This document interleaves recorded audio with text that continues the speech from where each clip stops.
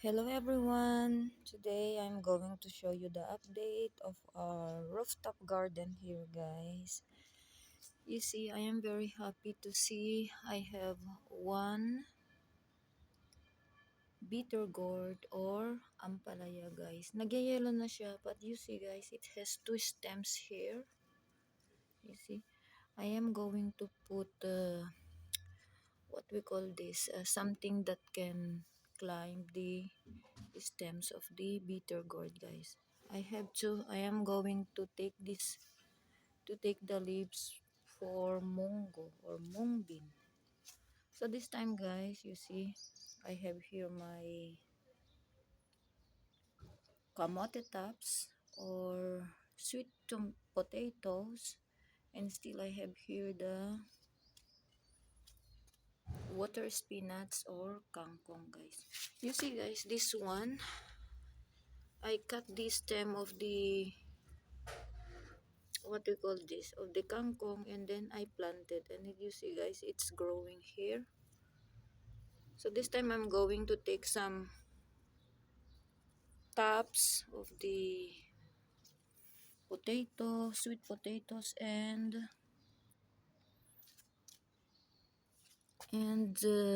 water, what we call this again, water spinach, and mag-aadobo po tayo. So let's start, guys. Ayan, kuha tayo ng talbos. Or igigisa na lang natin, guys, kasi hindi ko alam kung ano ang flavor ng kamote na adobo. Adobong talbos. Ayun, guys, pure organic po siya. Wala po siyang insecticide nor fertilizers. Ayan, diba? So salamat, guys, sa support ninyo sa akin. Ayan. Kung may tinanim, may aanin. By the way, guys, ayan, sis Lori, meron akong petchay na nakasurvive. And then, isang alugbati. Oh, you see? May alugbati tayo. And then, meron tayong petchay. O, diba? Saan ka pa? Ano ko na lang itong petchay, guys. Kasi galing ito sa Germany. Bigay ni Sis Lori at saka Wolfgang. Kaya lang namatay po siya. So, gagawin ko na lang dyan. Hihintayin ko siya na mag-flower. And then, I will keep the seeds, guys. Ayan. Kuha tayo ng, ayan, yung kangkong from Germany, guys. Ayan. Ang robust niya. So, ayan. You see? Anuhan natin para lalago siya. Ayan. Very robust po. Ayan. Kuha tayo ng kamote. May ulamin tayo. Ayan.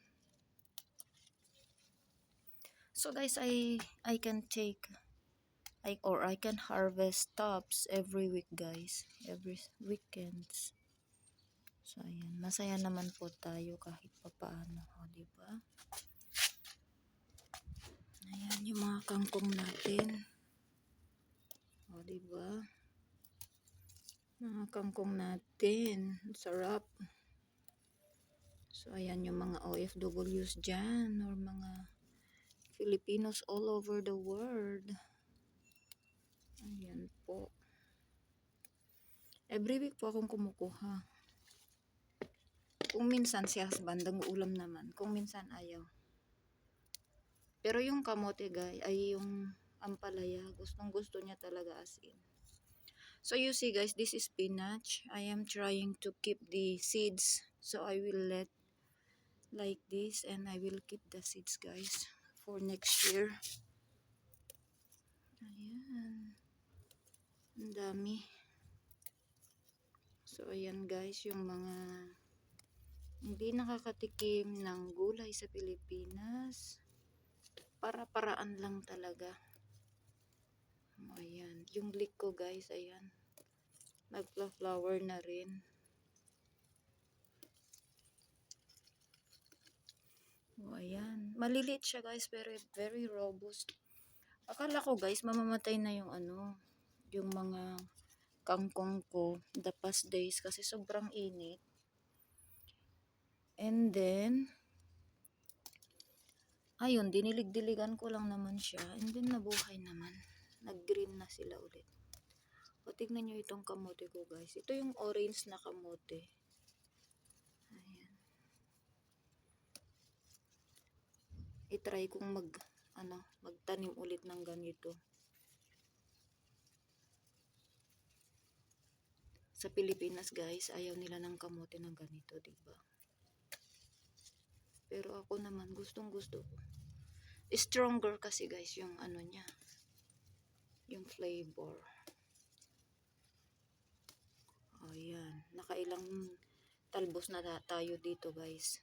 Pero ayan, nabubuhay pa rin naman. So ayan, dami na nating nakuha na talbos. Ayan, mancha-mancha na yung kamay natin. You see? Yung kamote guys, nakaka-stain talaga. Nakakamancha. Ayan.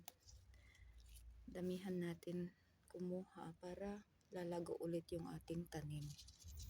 O diba? Ayan.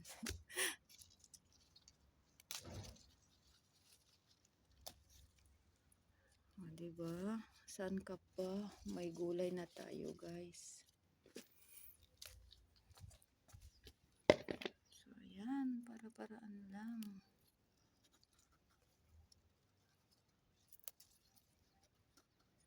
So weekly ko siya kinukuhanan guys.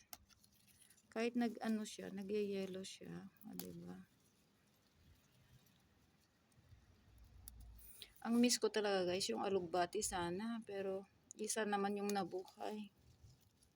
So next year, itry ko siya na magtanim ng mas, ang tawag dito, earlier na instead of May, mag-April siguro ako guys. Para naman sulit. Yung natin. Ayun, nag-yellow siya. O diba? So, ayan. Meron na tayong, ayan yung ampalaya natin.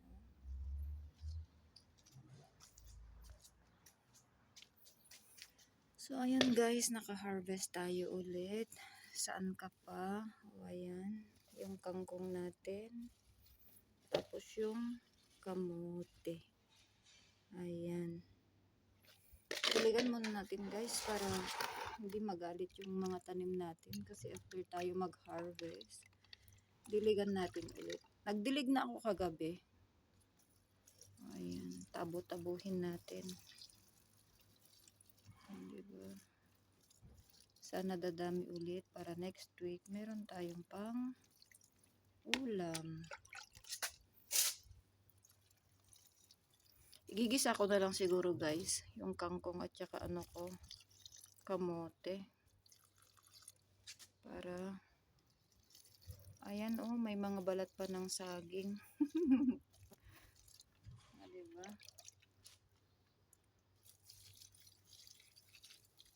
Ito guys, umaakyat ako sa gabi. Nagdidilig ako ng gabi. Better kasi sa gabi kaysa araw.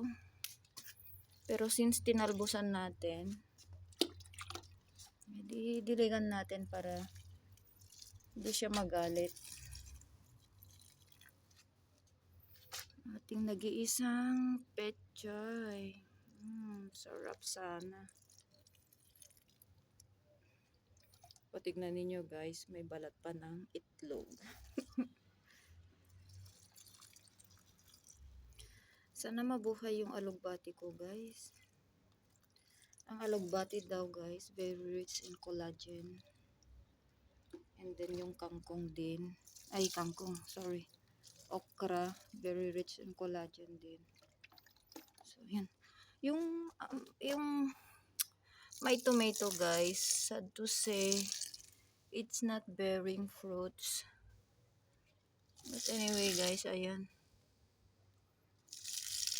Robust naman siya guys, pero walang walang bunga as in. Sana hindi makita rin ng flame. para hindi niya tawanan yung tanim ko na walang bulaklak. Ay, walang flowers. Kulang siguro ng fertilizers talaga guys yung ko. Yung aking tomatoes. Kaya wala siyang bunga.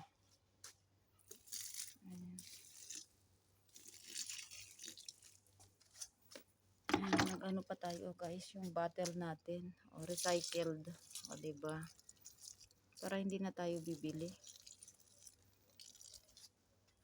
So ayan po yung update muna natin sa ating 1 hectare roof garden.